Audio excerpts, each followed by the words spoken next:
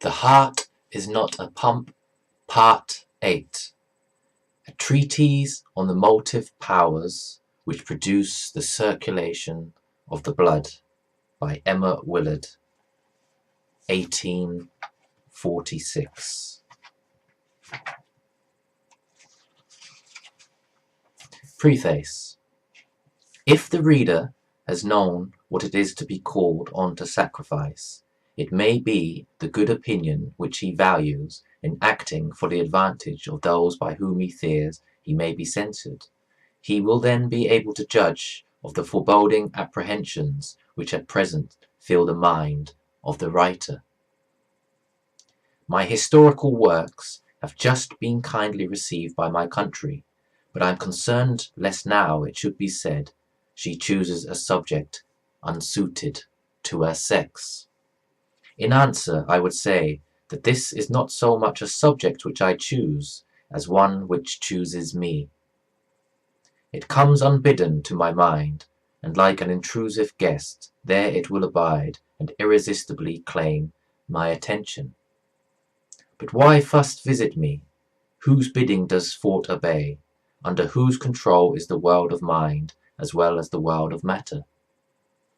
And if the Father of Lights has been pleased to reveal to me a sentence before unread from the book of his physical truth, is it for me to suppose that it is my individual benefit, or is it for you, my reader, to turn away your ears from hearing this truth, and charge its great author with having ill chosen his instrument to communicate it?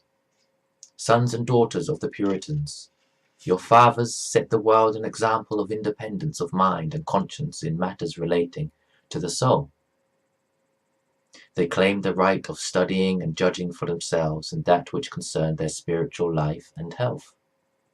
Suppose that you, their descendants, should go one step further and take the same course in regard to those things which concern the body, considering that the same being who is father of your spirits is also the former of your bodies, and that you are responsible to him, in both cases, for the manner in which you treat his workmanship.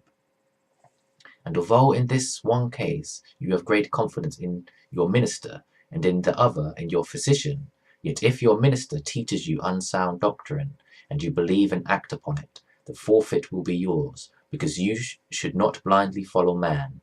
So in the other case, if the physician gives you deleterious drugs, although he may be wrong, you have to bear in your own body the consequences of that wrong, and if you have failed to inform yourself of the great laws of your physical nature, you are blameworthy as well as unfortunate.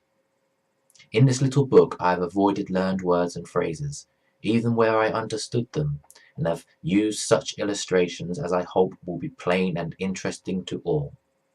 In respect to the knowledge and skill of the medical profession, I rate it highly, for I know how much it has cost me to follow out this one track, and I see how great the whole field is, but at the same time I should object to a jury wholly made up of the medical faculty to judge on the theory here proposed.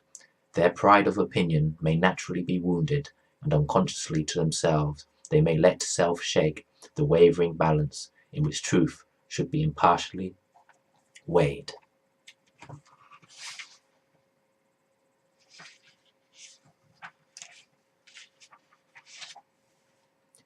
Introduction. The theory which is the subject of the following pages occurred to the mind of the writer in the summer of 1832, during the ravages of the Asiatic cholera. It was suggested by some of the symptoms of that dreadful malady to a mind previously convinced, to use the words of one of our most eminent physiologists, that whatever is the principal cause of the circulation, the heart's action is not. So many proofs occurred of the truth of the hypotheses about to be presented to the reader, that its outlines were committed to writing at the time, and to a scientific friend, Professor Twiss, now of Columbia College, SC, was assigned by his consent the task of entering the field of investigation which it opened, and unless some fallacy was detected, to give the theory to the public, in case of the author's death, a contingency which at the time was naturally present to the mind. Subsequently, I employed professors of chemistry for 2 winters to assist me in several experiments connected with the subject, and in 1835, having been able to answer to my satisfaction the objections which had occurred to my own mind or had been suggested by others, I wrote out the theory and sent it anonymously to Professor Silliman for publication in the Journal of Science. Its progress then was stopped by the remonstrance of an elderly medical gentleman, to whose inspection it was very properly consigned. This excellent and learned man sent the manuscript back with a letter of objection to the theory, founded mostly on superstitions then afloat, but now sunk to oblivion. In the autumn of 1839, I again turned my attention to the investigation of this theory, having in the meantime been a close observer of whatever phenomena, both of physiology and pathology, connected with it fell under my notice, and having also had the views of a number of medical gentlemen to whom I communicated my own. One of these, Dr. C. Smith, a skilful dissector, showed me the actual structure of the organs of respiration and circulation, employing the scalpel on the hearts, lungs of animals which were not slaughtered for the purpose but procured from the butcher's stall. By this gentleman's persuasion, the author also witnessed the post-mortem examination of the thorax of a child, by which a disputed point was settled in favour of the theory herein advocated.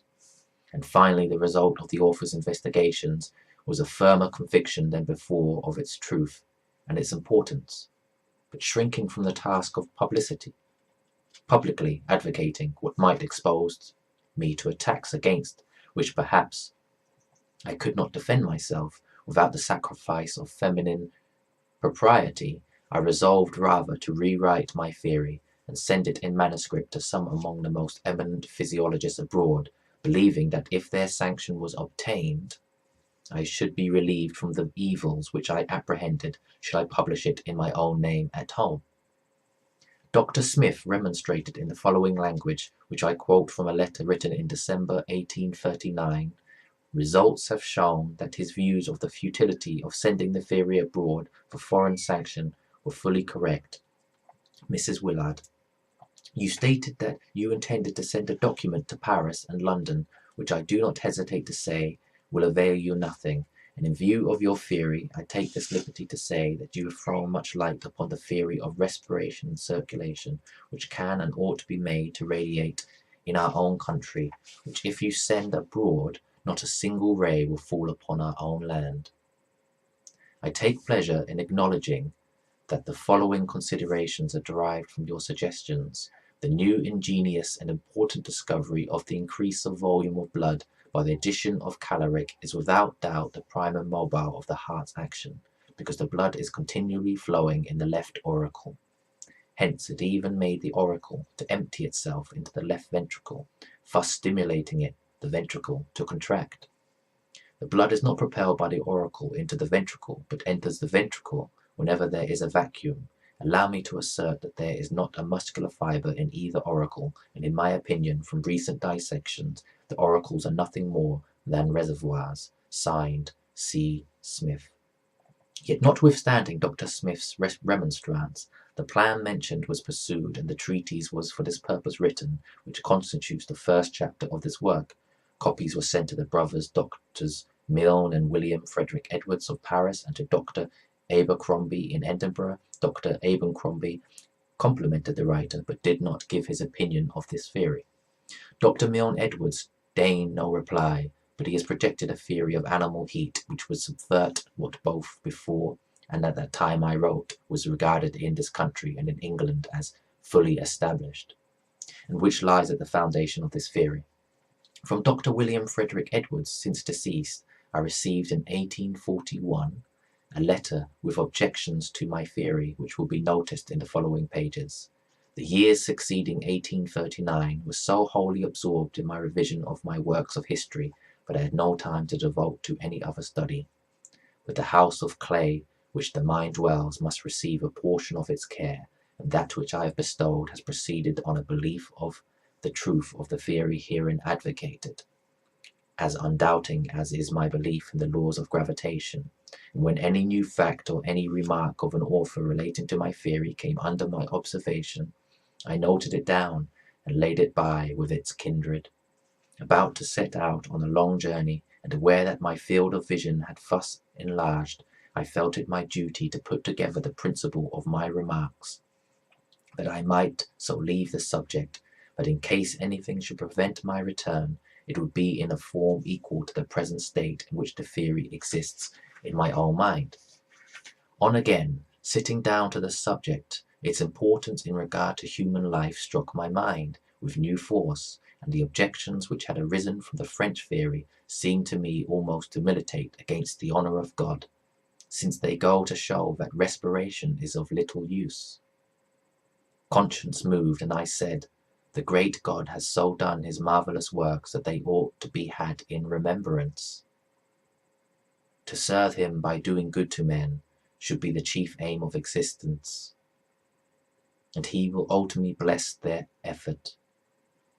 If the neglect or contumely of men should for a time be its consequence, let the future be regarded.